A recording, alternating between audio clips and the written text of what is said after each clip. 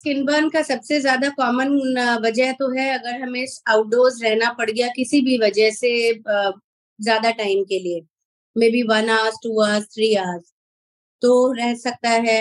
बाकी जो और कॉमन कॉजेज हैं स्किन बर्न के वो हैं कि जब लोग वेकेशन पे जाते हैं, स्पेशली बीच साइड या डेजर्ट में या इवन माउंटेन्स, क्योंकि ये तीनों जगह पे थोड़ा सा यूवी लाइट का रिफ्लेक्शन ज्यादा होता है, तो ऐसे केसेस में स्किन बर्न के केसेस आते हैं। और जो लोग एक्सेसिवली फेयर हैं, बहुत फेयर स्किन होते हैं, उनमें भी सनबर्न का इशू रहता है।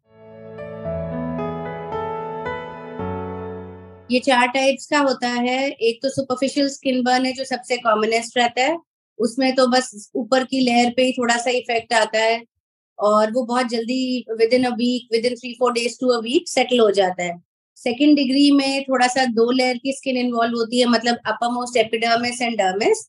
वो कई बार 1 हफ्ता से 3 हफ्ता लेता है ठीक होने में। And then third and fourth degree रहते हैं, उसमें थोड़ा और डीपर लेवल पे बर्न होता है, स्किन डैमेज होता है, उसमें ब्लिस्टर अक्सर आता है, छाला आता है स्किन में, और कई बार स्कारिंग का भी टेंडेंसी रहता है। स्किन बर्न में पेशेंट हमारे पास स्किन पे रेडनेस के साथ आता है और उसको वहां पे पेन भी हो रहा होता है। हाथ लगाने पे वो स्किन थोड़े से टेम्परेचर उसका रेज्ड होता है और उसमें उसको खारिश भी हो रहा होता है, मतलब उसको इचिंग और इरिटेशन का भी सिम्टम रहता है। इसके लिए हमें सबसे पहले तो अगर ज्यादा ऐसी जगहों पे अगर हम वेकेशन पे जा रहे हैं या कभी हमारे को आउटडोर का काम ज्यादा है तो हम सनस्क्रीन लगा के जाएंगे। हम पूरी बाजू के कपड़े पहनेंगे which should be loose and cotton clothes.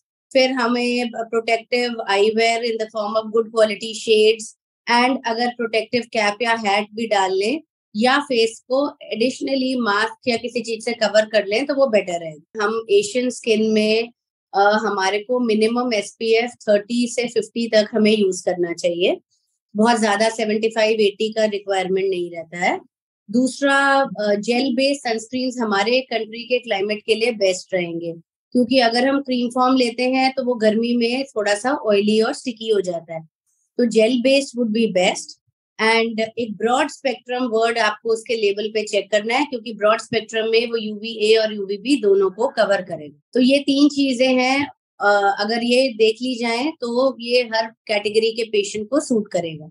और जो स्पोर्ट्स में होते हैं जिनका बहुत ज्यादा आउटडोर होता है, जैसे क्रिकेटर्स हैं या कोई लंबा फुटबॉल, एनी आउटडोर स्पोर्ट, वहां पर आपको फिर थोड़ा सा वाटरप्रूफ भी होना चाहिए आपका सनस्क्रीन, और प्रेफरेबली फिजिकल सनस्क्रीन यूज करना चाहिए। जितनी देर तक आप धूप में हैं, आप ये लगा लीजिए कि सुबह हमें 8 बजे से लेके 5 बजे तक UV रेस रहती हैं।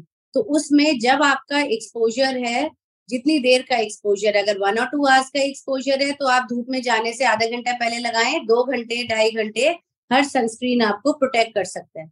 उसके बाद आप अकॉर्डिंगली अपने एक्सपोजर के हिसाब से चेक करिए।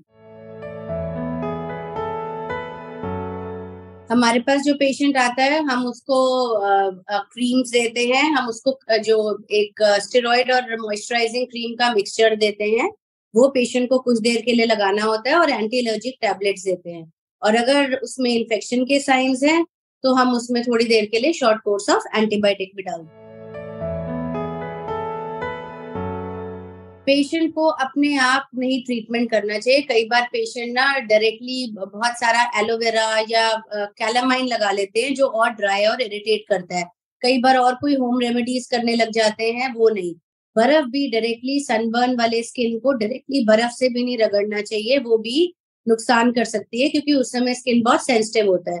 You should only wash your area with cold water, और अनड्यू रबिंग नहीं करना है, क्योंकि वो स्किन बहुत सेंसिटिव है। थोड़ा सा ज्यादा प्रेशर देके रब करेंगे तो वहां ब्लिस्टर आ जाएगा। आपको सिर्फ उस समय मॉइस्चराइजर यूज करना है, वो भी good quality moisturiser cream form में होना चाहिए। Lotions will also not work, और ऑयल लगा सकते हैं, any pure oil, coconut oil लग सकता है, आमंड ऑयल लग सकता है, ऑलिव ऑयल लग सकता है।